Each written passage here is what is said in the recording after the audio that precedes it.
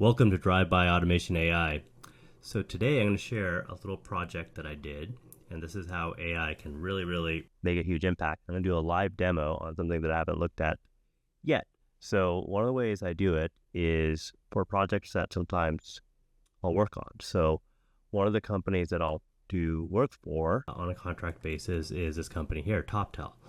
So TopTel, they hire the top 3% of product managers, software folks, marketing experts in the industry. So you could think of like Upwork or something like that, but just really high end. They hire folks from Google, Facebook, so they have a fairly extensive vetting process in order to get qualified to work there. So, or be part of their network. So if you have a project for your company and you need some help, reach out to TopTel, and I'm sure they have somebody that could certainly help you guys out. But what I'm doing now with my side of things is also trying to start my own completely independent venture, which is Drive-By Automation AI. So just getting started. So, and that's going to be focused on building particular things. I could still take contracts from TopTel if there's some interesting jobs, and that's a nice thing about being independent.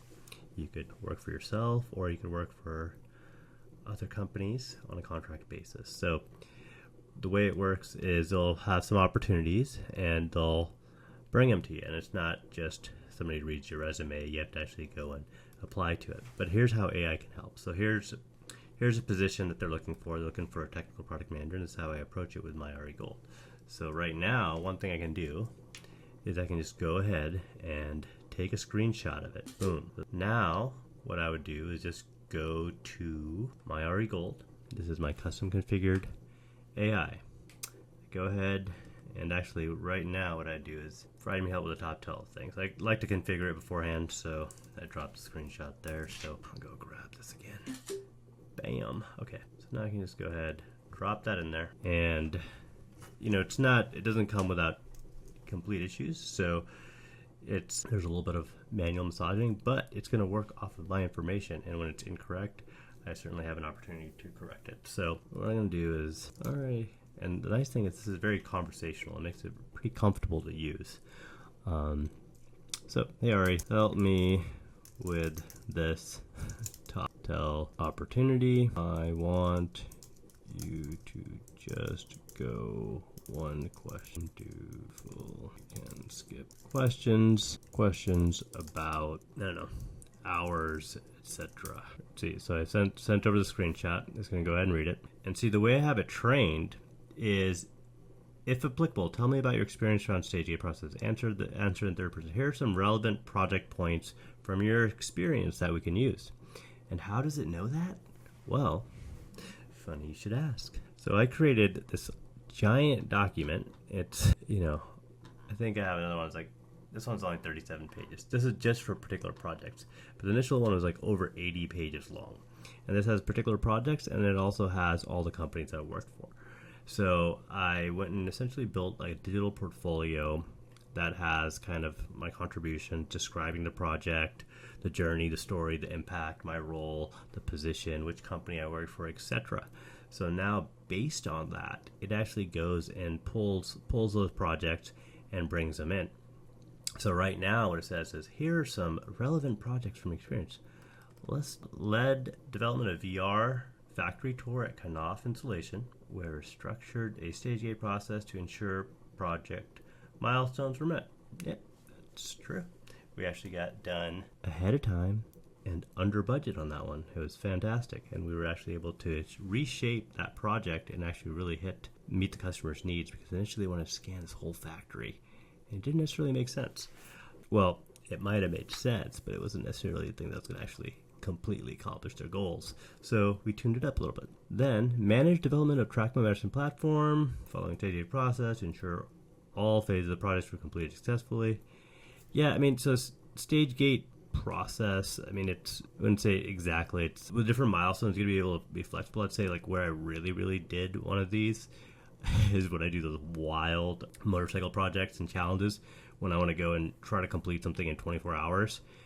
And at some point, you're like, okay, I have like 3 approaches, and I'm going to go and like start cutting stuff and organize this way. And I don't know quite how to solve this problem, but I can approach it 3 different ways. If one of them fails, I'm going to go to the least elegant solution and just stick the damn thing on there. And I think the first year I tried to do a 24-hour challenge where I stuck these janky turntables on top of the bike, I used like a curtain rod or something to get that on. Finally, I had to like scrap my idea, but I made it to the show and the stereo was on the motorcycle.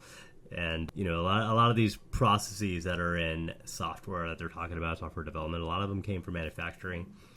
And if you've done like any type of factory automation type stuff and done a lot of the project management, you're very well versed in that. But when folks are looking for this experience, you know, they just want to know, I guess, it depends. You know, there's a lot of junior folks out there that may not necessarily know that or be able to adjust to the process. But at the end of the day, it's can you get stuff out the door. But yeah, you know, stage gate, you know, there's agile. There's a bunch of different ways you can deliver software solutions. So anyways, I'm going to say, sure, that sounds great. And I'm going to completely go through it. And great, here's a draft response. And you have to respond to everything. Steve has extensive experience with stage gate process. He's led the VR development of Knauf. Structure to get utilizing all the development. And see, I wouldn't go like 3 examples of stage gate. It's like, yeah, those elements might have been there, you know, when you're kind of like evaluating trade-offs. So I'd probably say, okay, let's go easy on pigeonholing stage gate moniker on all of these. I would say Knauf is the best fit for that. And if interviewed, I can certainly share more examples. However, that may be the most relatable for this use case. So yeah, so we're gonna go and just do that. So he's gonna refine its thing. Great. Extensive stage gate process. He's led the VR printing installation. Steve has extensive experience with stage gate process. He led the development of a VR factory tour for Knauf, where a structured stage gate process was employed to ensure that all project milestones were met on time and within budget. The rigorous approach ensured thorough review and successful completion of each phase, contributing to the overall success of the project. Yeah, it's interesting when you're doing some agency product management type work, when you're also the project manager, you're kind of wearing a lot of hats. On this one, we have to like change up the staff. I had to do that 2 or 3 times, take away resources, add resources, and that's because the situation was changing and there was opportunities that opened up to really, really make the project a lot more effective during the process. You know, initially you go and do a Google Venture type sprint where you bring in their executives and their leadership team from different departments, and you're like, okay, well, what do you guys want to do, and how do you want to do it? And on our side, we bring in, you know, the product manager, and we bring in our designer, and also some developers. So from a little workshop we do, we kind of go through and talk about their goals and think about different ways that we could approach it, and we could even build up a quick little mock-up, like a UX of, hey, here's what the screens would look like and here's what the flow would look like. And today with AI, that's getting even way more powerful. Literally through conversational AI, you could actually have UI built that does mobile workflows, which used to take forever. But anyways, that's a side note. But sure, that's good. That's a good response. So now we'll say is, let's go to the next one. Great. Let's go to the next question. Tell me about your experience with payment platform. Answer the third question. Worked on development of payment integration, a Coupa, single transaction supplier face photos, manage. See, that one's kind of wrong. It's not necessarily wrong, but it's not fully accurate, so we're not going to use that. And you could always massage it and do that. So manage development of subscription service for spin scooters, payment platform, channel recurring billing. Somewhat led the implementation of a payment processing system focusing on optimization. Okay, so for this one, I would say it's none of these, but we have this one here. And, you know, I kind of have it here, right here. Anyways, I have it right here. Channel meter project. But let's project check your knowledge base. Read it carefully and give me a summary for that. Boom. Wada. And we got going. Perfect. Steve managed the development of Channel Meter's payment platform, focusing on automating and optimizing the payment workflows for influencer payments. This involved integrating multiple payment gateways that handled various currencies and regions. Steve ensured the system was secure, scalable, compliant with financial regulations. close collaboration with engineering team. Yes, all those things. Yeah, actually, this is one that started off the discovery phase. That system didn't even exist in that industry. So after digging through it to be an industrial engineer, I was like, well, we're trying to sell analytics tools. Like, well, how do you, like, what do people complain about? Like, well, creators are not happy because it takes so long to pay them. Well, why does it take so long to pay them? Well, we don't know how much we owe them. Why don't you know how much you owe them? Because we have like 20,000 creators and there's transaction fees and they like to get paid when they have a certain amount earned. Okay? Well, how do you do that? Well, one person may want to get paid 1 month, the other one may want to wait 4 months, and then people, when they want their money, and we have to go and calculate it, and everyone has different credit splits. I'm like, well, how do you do that? Well, we have a team in India running these Python scripts, and it takes them like 2 months. And I'm like, well, we got this analytics engine. It sits on the YouTube API. You know, we put a little ledger on top of it. We can go and put your percentages in, and you know, we could probably figure this out pretty easily. And sure enough, we could, but to convince CEO and CFO to go build that and figure it out. And, you know, it took about 5 minutes to do that calculation, or actually less, and it was 100% accurate. Yeah, that actually sold pretty well. So, yeah, so there we go. We have another example of that.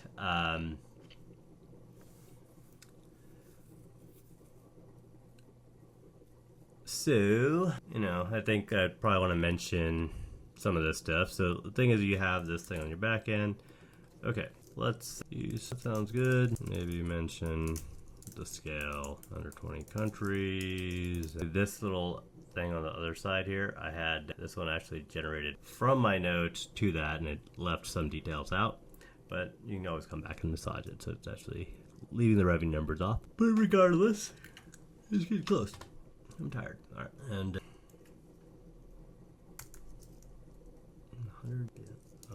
$1 billion globally. Okay, so there we go. We're gonna go and drop that in. Perfect. That nails it. Steve has significant experience with payment processing platforms, notably through his work on Channel Meter project. He managed the development of Channel Meter's payment processing system, which focused on automating and optimizing workflows for influencer payments. This involved integrating multiple payment gateways to handle transactions across various currencies and regions, covering 120 countries and distributing over $100 billion globally. He ensured the system was secure, scalable, and financially compliant. Yeah. And most of these things, you know, you're not building them completely from scratch on the payment side. You're typically working with a gateway or a partner, somebody like Tapalti or, you know, Stripe, and it just depends on where you are. And different countries have different rules as far as, you know, some have issues with money laundering and those type of things. So how that money gets passed around is pretty important. And, you know, I mean, companies were having a lot of trouble. There's like Payoneer out in, you know, some countries, some take PayPal. So it is definitely a challenge. So anyways, great. I don't even know if it's great. Next one. Cool. Invoicing and finance. All right, great. Oh yeah. Number one, definitely. No. Number one, we can use my fintech experience. Not only a fintech person, but there we go. There we go.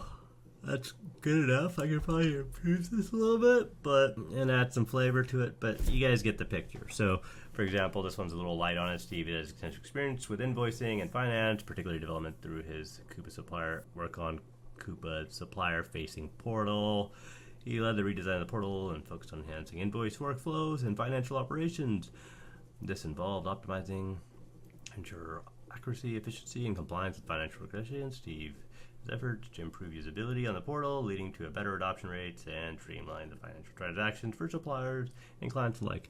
So yeah, I don't have additional detail in the knowledge base that I could add, but in this particular case, what I could do is I could just like type up some mess around. Oh yeah, well, the invoicing system was connected to this, and during that time I actually got to see full visibility of, like, let's say, all the user groups and permissioning, and also challenging on, you know, going from the different stages of invoice, whether it's like paid or not paid, or turning a purchase order into an invoice, for example. I think that was a feature that we had, and like send some text message thing. See, I even forget about all these projects I've done. So now that I remembered that one, I could add that here. it could write a summary, and then after the summary is written, I just go ahead and add it to this document here.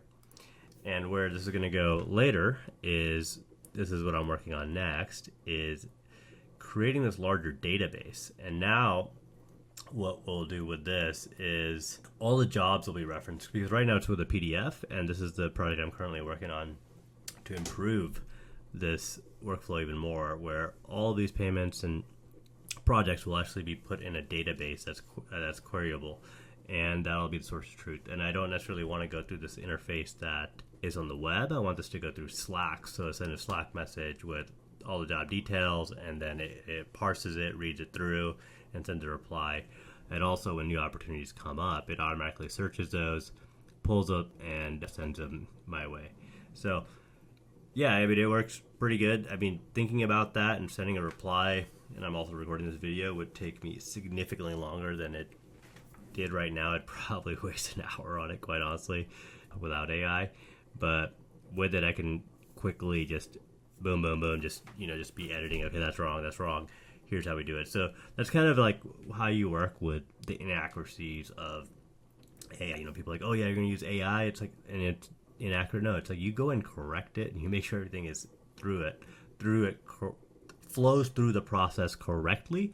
However, it's going to seriously speed up your process and also give you a lot more polish, because the thing is, for you to go through and think of like 80-90 projects you've done, out of those write 4 or 5 summaries for each one, it can take a while, right? So with AI, it'll actually go and write a bunch of those for you, and you can just ask it a few questions and massage it. Now you got copy for it, and if it's trained on your own language, it sounds pretty much exactly the way you're going to sound, and the way you're going to write, without the grammatical errors and leaving words out or getting sidetracked. So that's the power of AI, just kind of building like little agents, and it goes much further. The ways that we would want to use it for these type of things is, especially if you have varied experience in a multitude of different industries, but the applications are exactly the same. For example, if you're in oil and gas and you're dealing with large compressors and large equipment that moves essentially gas, and you're moving over something that does air handlers, it's very similar process. You're moving gas. It's using a compressor to push it through the refinery. In the same vein of things, let me see if I can get this thing. All right, in the same vein of things, you can make those adjustments and do the same stuff for a different application. I'm tired right now, but yeah. But the thing is that the people reviewing your resume or reviewing your questions, they may not be that technically savvy. So if you're using language that doesn't necessarily describe that you know that application, it may go over their head, or it may get skipped. So effectively, you want to use the same lingo, even though the hiring manager might know, but the recruiter may not, right? There's a good chance they don't. But the hiring manager, if they're astute on it, you're like, oh yeah, this is what the similarities are, or they may not know, because just acronyms and these words kind of change. So one of the things you can do with AI is like, okay, like let's go check the wording and make sure it fits the application. So anyways, this is my first little video on AI, so I will just drop it online. Might take it off later, but check it out. And I know it's long-winded.